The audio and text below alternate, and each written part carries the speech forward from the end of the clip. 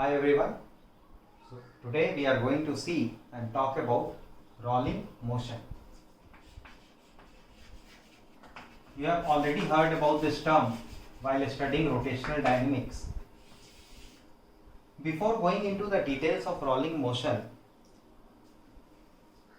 let me ask you, what are the different type of motion that you have dealt with in physics?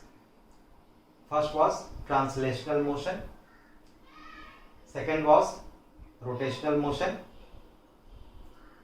And third type of motion is this rolling motion, which is a combination of translational plus rotational motion.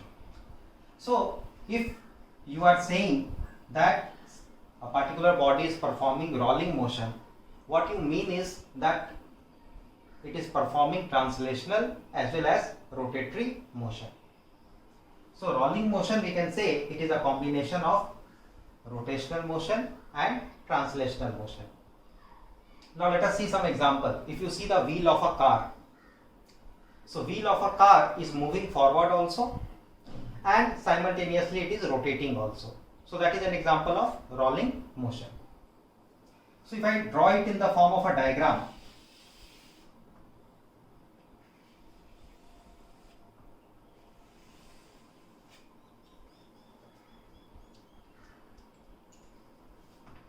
this is the point of contact P with some horizontal surface. This is the horizontal surface. Let us say you have rotated it once. This wheel or ring has rotated once. So after certain time, this will come here. Again, this point P will be here. Now, if you measure the distance, so this distance, let us say it is d. If r is the radius of this ring, what will be the circumference? 2 pi r. So there can be three different relationship between d and 2 pi r. Ideally, what will you expect? You will expect that when you rotate it once, the linear distance moved by this ring should be equal to 2 pi r. So there can be three different cases. One can be you measure this d value, you measure the value of 2 pi r, so you find that d is greater than 2 pi r. In another case, you find that d is less than 2 pi r. Third case can be when d is equal to 2 pi r. So these are the only three cases which are possible here. Now, if d is greater than 2 pi r, that means this point of contact has also drifted towards right hand side. So this is the case which we call it as rolling with forward slipping. Rolling with forward slipping. If d is less than 2 pi r, that means this point of contact has moved backwards. So this case we'll call it as rolling with backward slipping.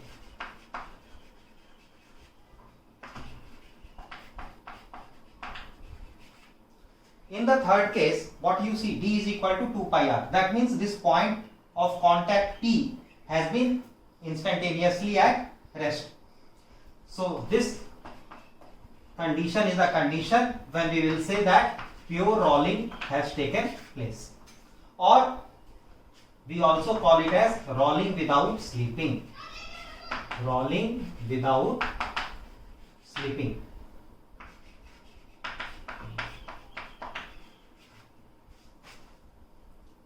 When this point of contact, the instantaneous point of contact is at rest. So we write it when this is going to happen, when instantaneous point of contact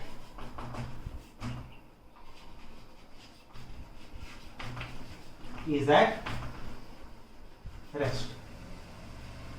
When instantaneous point of contact is at rest. So now let us explore further this rolling motion, and in rolling motion, which kind of rolling motion we are going to study now? Pure rolling motion, that is rolling without slipping. So as I told you, rolling can be considered to be a combination of translational motion and rotatory motion. So we will erase this.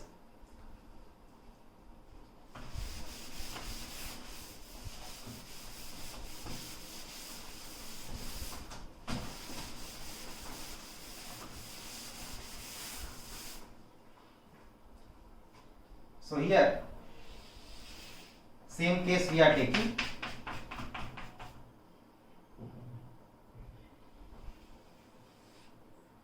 Let us say this ring is performing pure rolling motion.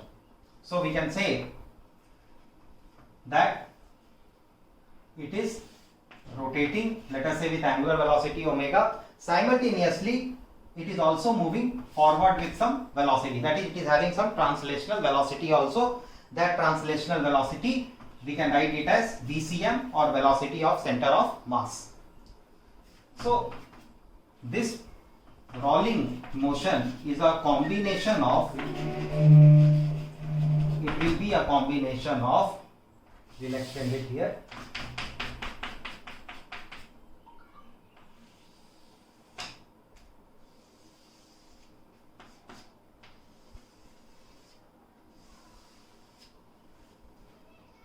pure rotational motion omega about its center of mass plus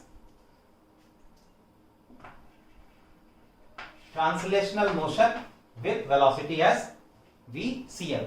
So if you take the different point, you consider the different points. Let us say if I consider this point, R is the radius. Then due to rotation, what will be the velocity of this point? R omega. What will be the velocity of this point of contact, instantaneous point of contact? This will also be R omega. What will be this velocity? This will be 0. What about due to this translational motion? Each and every point will have the same linear or translational velocity. Like if a car is moving with 5 km/h, the front part of the car, the back part of the car, the wheel of the car, the steering of the car, everything is moving with 5 km/h. So each and every point on this moving body will have the same translational velocity. So here also the velocity will be VCM, here also it will be VCM. So now if you see at the point of contact, what is happening? Combination, it will have VCM velocity in this direction and R omega in this direction. What about here? It will be VCM plus 0. What about this time? It will be VCM plus R omega. So what is the condition for pure rolling? For pure rolling motion? For pure rolling, VCM should be equal to R omega. Why it should be equal to R omega? Because this point of contact, the instantaneous point of contact, P should be at rest. For P to be at rest. If VCM is equal to R omega, then only this point of contact will be at rest. So this is the condition for pure rolling. So in that case, what will be the velocity of this top point? We can write it as 2 times of VCM. What about center of mass? It will be equal to VCM only. What about this point? Velocity will be 0. So it will be instantaneously at rest. Now let us try to explore how to find out acceleration of center of mass when a body is performing pure rolling motion on an inclined plane.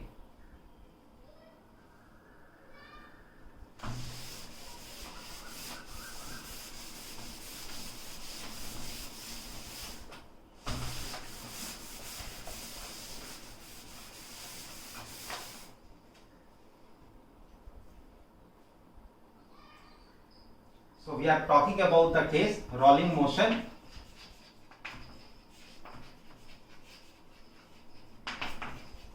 on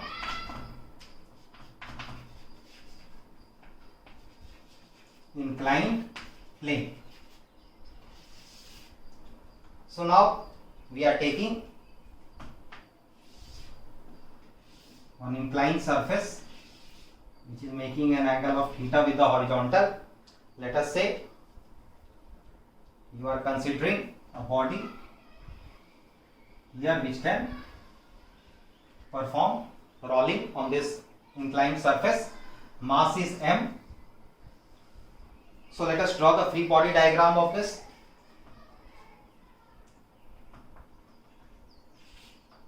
Mg, this angle will be theta, so this component will become mg cos theta. Here it will be mg sin theta, and then you will have a normal reaction. Now there must be a friction force, because it is friction force only which can produce a torque which can rotate it. Now what is the direction in which friction force will act? What is the tendency of the point of contact? The tendency of the point of contact of this body is to go in downward direction. So friction force will try to oppose that, and friction force will act in upward direction. Now what is the type of friction that will act here at the point of contact? Remember, in rolling motion, the point of contact, this instantaneous point of contact, it is always at rest. So what is the nature of the friction force that is going to act here? It will be a static friction. It will be a static friction. The nature of friction force which is going to act here will be static friction. So we don't know the value of this static friction, that what is the amount of friction force which is acting here. Now let us say, because of the action of all these forces and any torque that might be acting on this rolling body, it comes down with acceleration, some acceleration, and that acceleration is the acceleration of its center of mass. So now in this case, first we will always write force equation. So first thing we will do is we will be writing force equation. So let us write the force equation. What is the downward force? Mg sin theta, and force along the incline opposite side, it is friction force. So we can write the first equation, mg sin theta minus friction force is equal to m into a center of mass. This is first equation. Now second equation that we are going to write will be torque equation.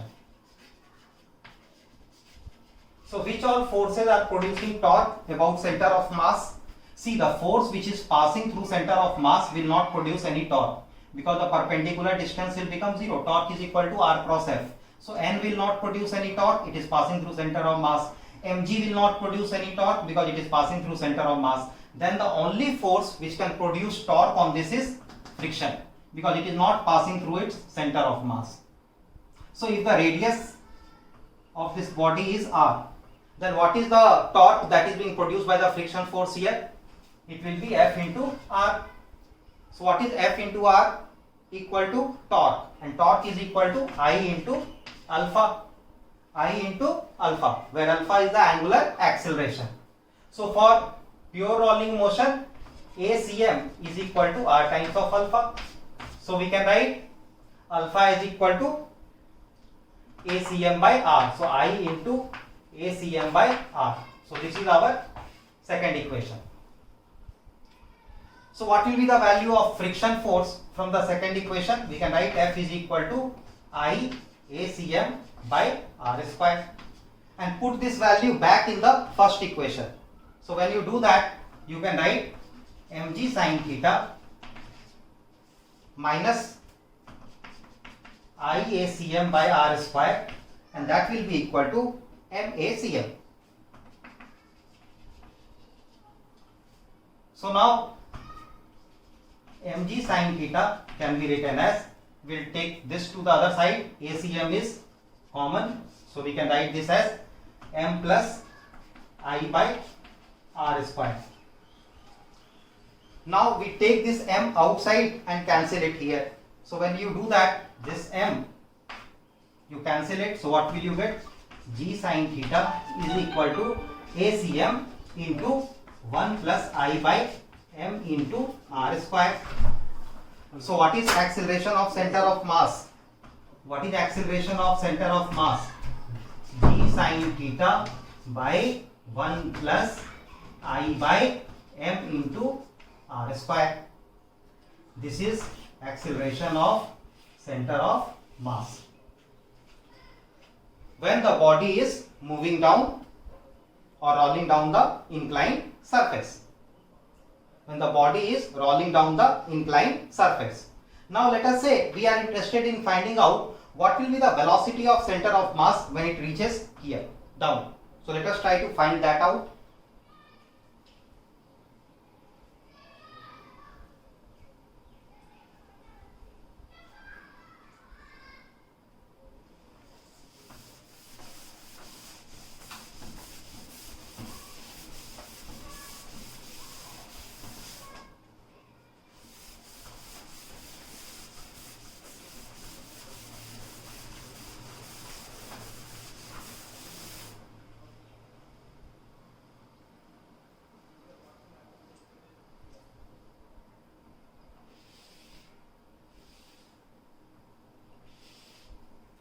So now we are interested in finding out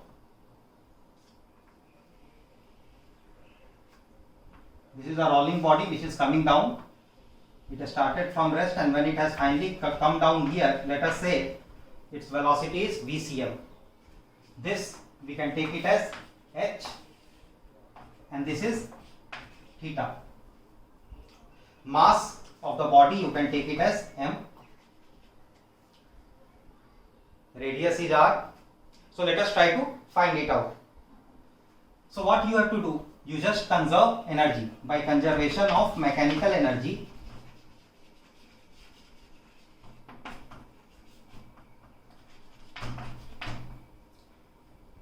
What is total mechanical energy at the highest point? It is only gravitational potential energy, so we can write it as mgh.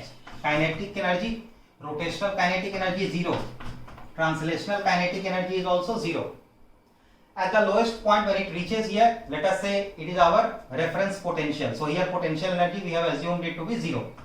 So this will be equal to 0 plus what will be translational kinetic energy, half Vcm square, and what will be rotational kinetic energy, half Icm omega square. So now this whole thing can be rewritten as mgh is equal to half m Vcm square plus half Icm omega square. Now for pure rolling, what is Vcm? It is equal to r omega. Vcm is equal to r omega. So now you can substitute, either write Vcm in terms of r omega or you can write omega in terms of Vcm and r. So let us do that. Mgh half m Vcm square plus half I center of mass into omega, which we can write it as Vcm square by r square. Vcm square by r square. So now what is Vcm square? Or you can further resolve it, half Vcm square plus half this I center of mass, we can write it as mk square, where k is radius of gyration. This is radius, k is radius of gyration into Vcm square by r square. So this will help us to eliminate m. It is cancelled.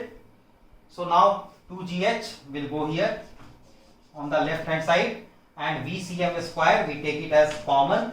So we will have 1 plus k square by r square. So what is Vcm square then?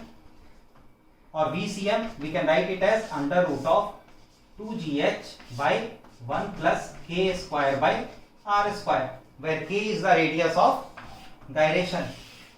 K is the radius of gyration. So this velocity, right now we have determined it by making use of conservation of energy method. We can use force and torque method also to determine that, if we proceed from the equation for acceleration of center of mass that we derived it. Now let us talk about the frictional force. I am erasing it.